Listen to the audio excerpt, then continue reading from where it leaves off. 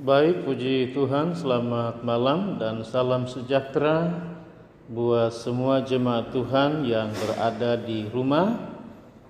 Puji Tuhan kalau sepanjang hari ini Bapak Ibu Saudaraku telah melakukan tugas dan pekerjaan masing-masing. Dan kembali malam hari ini kita akan masuk dalam renungan firman Allah pada malam hari ini. Baik, sebelum kita masuk dalam renungan firman Allah, kita tundukkan kepala dan kita masuk dalam doa bersama. Tuhan Yesus, kami mengucap syukur kepadamu sepanjang hari ini. Tuhan telah menolong umat-Mu dalam seluruh pekerjaan dan aktivitas kami semua. Dan malam ini kami kembali bersekutu dengan Tuhan dalam renungan firman-Mu. Urapi hamba-Mu dan bawalah berkata-kata seturut dengan kehendak-Mu. Buka pula lah hati dan pikiran umat-Mu dan buatlah mengerti apa yang menjadi kehendak Tuhan bagi kami semua melalui firman-Mu.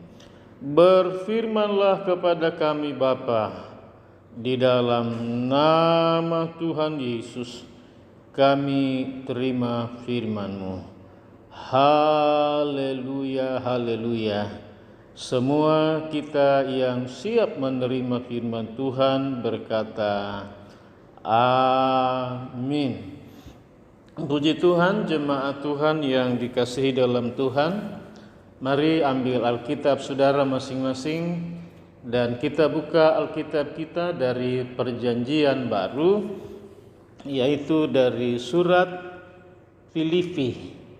Surat Filipi pada pasal yang kedua, kita akan membaca atau menjadi renungan kita malam ini Filipi pasal 2 ayat 1 sampai ayat yang ke-5.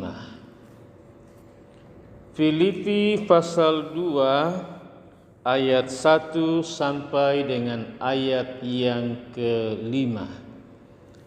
Baik, kalau kita sudah dapat, kita baca ayat yang ke-1 bersama-sama. 2, 3. Jadi karena dalam Kristus ada nasihat, ada penghiburan kasih, ada persekutuan roh, ada kasih mesra dan belas kasihan. Semua yang percaya berkata amin. Saudaraku jemaat yang dikasihi oleh Tuhan, kembali dalam surat Filipi pasal yang kedua ini ayat yang ke-1 berkata, jadi karena dalam Kristus atau di dalam Tuhan Yesus. Dalam ayat ini kita menemukan ada 5, yaitu apa? Yang pertama, di dalam Tuhan Yesus Kristus kita ini dalam berjemaat, yang pertama adalah ada nasihat. Saudaraku, sumber nasihat kita yang tertinggi adalah Alkitab atau firman Tuhan ini.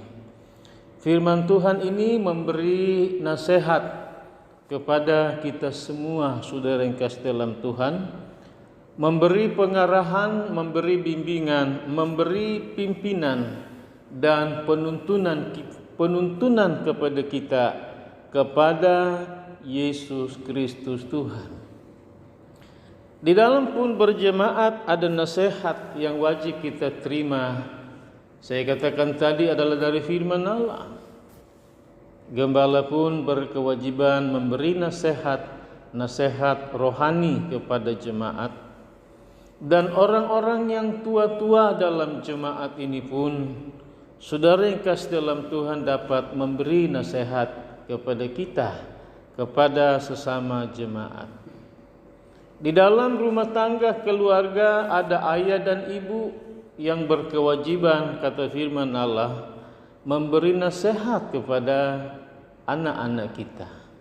Jadi anak-anak harus dapat menerima setiap nasihat-nasihat orang tua, karena memang di dalam Tuhan Yesus Kristus ada nasihat bagi kita semuanya.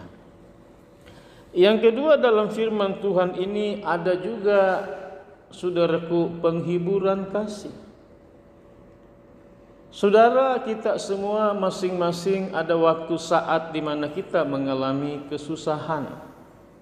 Katakanlah itu kedukaan karena kita ditinggal oleh orang tua kita atau orang yang kita kasihi atau siapa saja begitu, saudara. Maka sesama jemaat Tuhan, anak Tuhan, kita harus dapat memberikan penghiburan kasih kepada yang dalam duka cita, yang berada di dalam kesusahan, karena ini adalah kewajiban bagi kita untuk memberi penghiburan kasih. Karena penghiburan kasih itu akan memberi manfaat, akan memberi kekuatan, akan memberi, saudaraku, penghiburan, akan membangkitkan satu kekuatan baru di dalam hati, di dalam diri, di dalam penghidupan sesama jemaat yang sedang mengalami kedukaan atau kesusahan. Dan penghiburan ini dikatakan adalah yang penuh dengan kasih, bukan dalam rangka menghakimi dan lain sebagainya, tetapi adalah mengasihi. Yang ketiga, di dalam Tuhan Yesus Kristus, dalam jemaat GPD Agape, dikatakan ada persekutuan roh. Kata roh di situ R besar berarti Roh Kudus atau Roh Tuhan. Saudara, dalam pertemuan jemaat beribadah kepada Tuhan yang didahului dengan penyembahan pujian kepada Tuhan, di mana kita menikmati, saudaraku, kesukaan, kita menikmati penyembahan yang sungguh kepada Tuhan. Dan pada waktu saudara menyembah Tuhan, saudara dengan segenap hatimu, dengan segenap, saudaraku, hidup saudara, maka saudara merasakan dan menikmati hadirat Tuhan. Saudara mengalami persekutuan dengan Roh Kudus yang kemudian memberikan kepada kita yang namanya damai sejahtera, sukacita, pengharapan, iman, kekuatan baru. Ada sesuatu yang dikerjakan oleh Roh Kudus kepada saudara akibat daripada penyembahan saudara, pujian, kesungguhan hati saudara kepada Tuhan, sehingga kesusahan kita itu berubah menjadi, saudaraku, sukacita. Kelemahan kita berubah menjadi satu kekuatan yang besar, kekuatan dahsyat yang dikerjakan oleh Roh Kudus kepada saudara pada waktu saudara hidup di dalam penyembahan bersama-sama dengan jemaat di dalam persekutuan roh. Kemudian saudara yang kasih dalam Tuhan, yang keempat ada kasih mesra. Dalam 10 hukum Taurat atau 10 hukum yang Allah berikan adalah mengasihi sesama manusia seperti kita mengasihi diri sendiri, sebagai hukum yang tertinggi dalam firman Allah adalah mengasihi sesama jemaat. Saudaraku, dan kemudian dikatakan bahwa dalam persekutuan jemaat, khususnya dalam GPD Agape ini, saudaraku, di dalam Yesus Kristus dikatakan ada kasih mesra di antara semua jemaat yang ada. Tidak boleh ada permusuhan, tidak boleh ada perseteruan, tidak boleh ada kebencian, tidak boleh ada, saudara-saudara yang kasih dalam Tuhan, kecemburuan, iri hati, dan lain sebagainya. Sebab semua itu bukan berasal dari Tuhan, tapi berasal dari dunia, dari iblis, saudara-saudara. Sebab itu segala yang berkaitan dengan kebencian, kemarahan, saudara yang kasih dalam Tuhan, kecemburuan, iri hati, dan lain sebagainya, itu harus dibuang dari hidup kita, dari hati kita, karena itu bukan dari Tuhan, tapi dari dunia ini, dari iblis ini yang mau memisahkan antara satu dengan yang lain sebagai jemaat Tuhan. Sebab itu di dalam Kristus, di dalam Tuhan, di dalam berjemaat, kita ada kasih mesra. Saudaraku, kasih ini harus dapat dirasakan oleh kita semuanya sebagai sesama anggota jemaat di dalam wadah GPDI Agape ini, saudara. Dan yang terakhir dalam ayat yang ke-1 ini, dan ada belas kasihan. Saudara, ada saat-saat di mana di antara kita ada yang mengalami kelemahan, kekurangan, masalah, persoalan. Saudara-saudara, yang membuat mereka menjadi lemah, membuat mereka menjadi down, saudara-saudara, bahkan mungkin sampai kepada kekhawatiran, ketakutan, keputusasaan, saudara-saudara. Di sementara saudara-saudaraku, kita sebagai anggota jemaat di dalam Tuhan yang sedang berada di dalam posisi bertumbuh di dalam Tuhan, sedang ada dalam posisi kuat di dalam Tuhan, maka baiklah kita yang kuat ini, saudara-saudara yang kasih, menaruh belas kasihan kepada saudara-saudara kita yang lemah, yang susah, yang sakit, atau mungkin saja mereka berada di dalam kekurangan, saudara. Maka saudara yang berada dalam kecukupan dan kelimpahan, saudara, kita harus menaruh belas kasihan untuk apa? Menolong saudaraku, membantu saudaraku, anggota jemaat yang berada di dalam kekurangan, di dalam kelemahan, di dalam penderitaan, di dalam kesakitan, saudara-saudara. Kenapa? Karena mereka sedang membutuhkan yang namanya belas kasihan dari sesama jemaat Tuhan. Maka wajib kita membantu, maka wajib kita menanggung dan memberi apa saja yang dapat kita berikan. Saudaraku, itu ayat yang ke-1, kemudian kita masuk pada ayat yang kedua. Kita membaca ayat yang kedua dan ayat yang ketiga. Iya. Ayat yang kedua dan ayat yang ketiga demikian. Karena itu sempurnakanlah sukacitaku dengan ini. Hendaklah kamu sehati sepikir, dalam satu kasih, satu jiwa, satu tujuan. Kemudian ayat 3, dengan tidak mencari kepentingan sendiri atau puji-pujian yang sia-sia.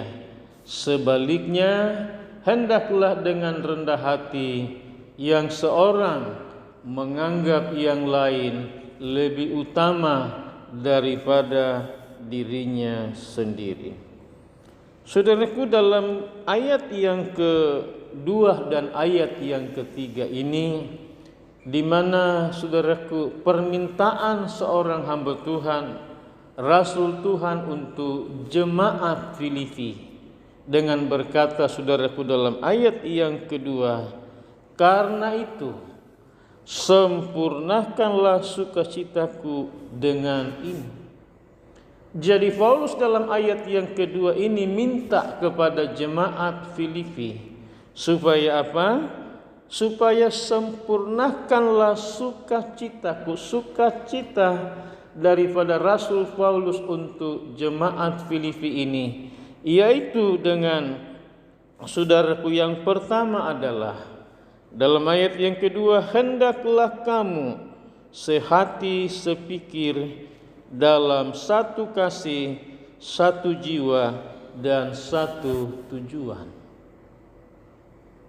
Saudaraku, di dalam kita berjemaat, ada hal-hal yang perlu kita capai bersama, menjadi tujuan bersama, baik tujuan secara hakiki atau yang kuat di dalam Tuhan, maupun saudaraku tujuan-tujuan rohani tersebut, dan juga tujuan-tujuan di dalam gereja ini, saudara. Maka Paulus katakan kepada jemaat Filipi, sempurnakanlah sukacitaku ini dengan hendaklah kamu sehati sepikir. Saudara, ini tidak mudah untuk mencapai hal ini, tetapi semuanya ini dapat kita capai, saudara, kalau kita menaruh pada diri kita, yaitu saudara yang kasih dalam Tuhan, firman Allah. Firman Allah yang kita taruh pada pikiran dan hati atau hidup kita ini. Yang kedua, kalau saja Roh Kudus yang menguasai segenap tubuh, jiwa, dan roh kita ini.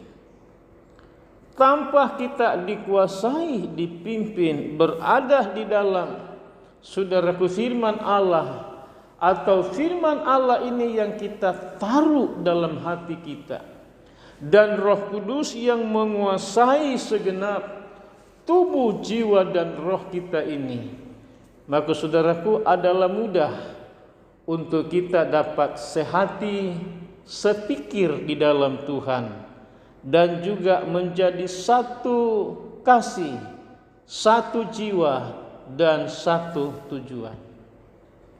Adalah sangat tidak mungkin dan sangat mustahil untuk menjadi kita dapat sehati, sepikir, satu kasih, satu jiwa, satu tujuan, kalau masing-masing kita, saudaraku, menuruti keinginan diri sendiri, kemauan kita, ego kita, pendapat kita, saudaraku, selera kita sendiri. Sangat tidak mungkin, tidak bisa, saudara-saudara. Sebab itu, saudaraku yang kekasih dalam Tuhan, saya katakan tadi, hanya kalau di dalam hati kita semua, hidup kita ini adalah firman Allah, dan kita memberi diri untuk dikuasai dan dipimpin oleh Roh Kudus, maka jelas bahwa, saudaraku, kita dapat sehati, sepikir, dapat, saudaraku, hidup dalam satu kasih, satu jiwa, satu tujuan, dan kita akan dapat mencapai semua tujuan itu dengan baik. Sasaran itu, saudaraku yang kekasih, dengan baik, saudara-saudara. Tidak ada yang tidak bisa tercapai, semuanya bisa tercapai. Tetapi yang terutama, firman dalam hidup kita, Roh Kudus dalam kita semuanya. Amin. Haleluya.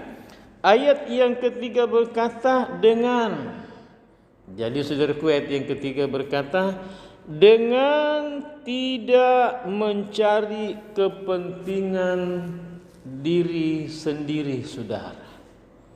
Iya. Jadi ini yang menjadi masalahnya, kalau kita mencari kepentingan diri sendiri, tidak bisa, saudara-saudara. Kemudian atau puji-pujian, kalau kita mencari yang sia-sia.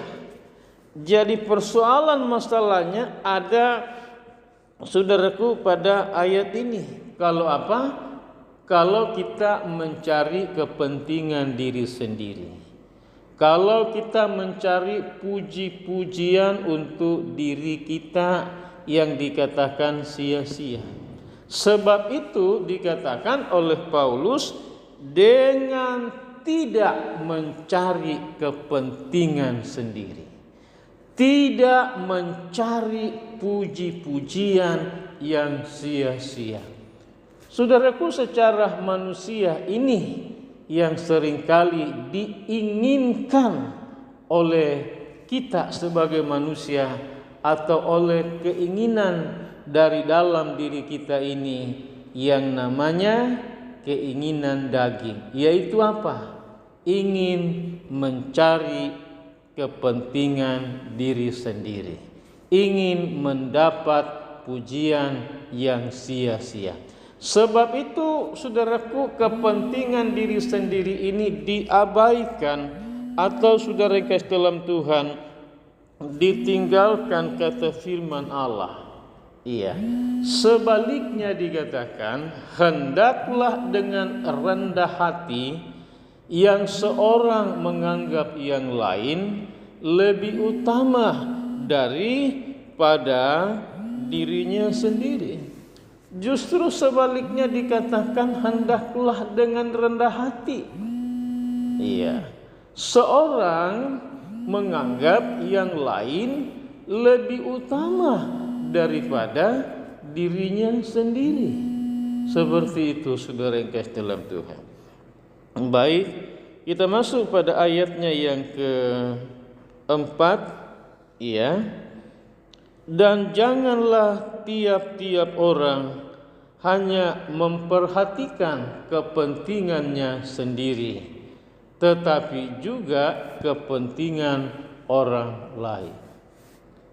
Saudara, janganlah katanya tiap-tiap orang hanya memperhatikan kepentingan dirinya sendiri, tetapi juga adalah kepentingan orang lain atau kepentingan kita bersama atau kebersamaan kita semua dalam jemaat GPDI Agape Tiga Raksa ini. Kebersamaan ini sangat penting sekali, saudara-saudara. Iya, saudaraku yang dikasihi dalam Tuhan, memang itulah yang menjadi kehendak Tuhan, supaya kita semua, saudaraku, memiliki atau mempunyai pada diri kita masing-masing, yaitu kebersamaan di dalam Tuhan, kebersamaan di dalam berjemaat dalam GPDI Agape Tiga Raksa ini. Dan semuanya itu dapat kita capai kalau saja ayat yang kelima ini kita taruh atau lekatkan pada diri kita bersama-sama. Ayat yang kelima berkata demikian, hendaklah kamu dalam hidupmu bersama menaruh pikiran dan perasaan yang terdapat juga di dalam Kristus Yesus. Nah, saudara, baiklah kata firman Allah, kita semua ini, hendaklah kamu dalam hidupmu bersama. Jadi dalam hidup kita ini semuanya bersama, menaruh pikiran dan perasaan yang terdapat juga di dalam Yesus Kristus. Pada awal renungan tadi saya katakan bahwa semuanya ini dapat terjadi kalau kita menaruh sepenuhnya firman Allah menguasai pikiran dan hati kita, dan juga Roh Kudus. Kita memberi diri untuk dipimpin, dikuasai oleh Roh Kudus, maka jelas bahwa kita akan dapat memiliki atau menaruh pada diri kita masing-masing, yaitu pikiran dan perasaan Kristus. Nah, kalau kita dapat, saudaraku, menaruh pikiran dan perasaan Kristus, saudara yang kasih dalam Tuhan, maka jelas, saudara-saudara, kebersamaan di dalam Kristus, di dalam Tuhan, untuk mencapai tujuan-tujuan yang mulia, tujuan-tujuan yang terhormat, tujuan-tujuan yang terpuji dari Tuhan, dan membawa kita semakin melekat dekat dengan Tuhan untuk mengalami kasih dan kuasa-Nya, perjanjian Tuhan, rahmat Tuhan, berkat-berkat Tuhan, saudaraku, dan juga untuk kemajuan pelayanan pekerjaan Tuhan di dalam GPD Agape Tiga Raksa ini. sangat terbuka lebar dan luas bagi kita untuk menjadi jemaat yang maju, yang diberkati, yang besar dan bertambah-tambah besar dan maju di dalam Tuhan, karena Tuhan Kristus Yesus ada di dalam kita semuanya. Amin. Haleluya.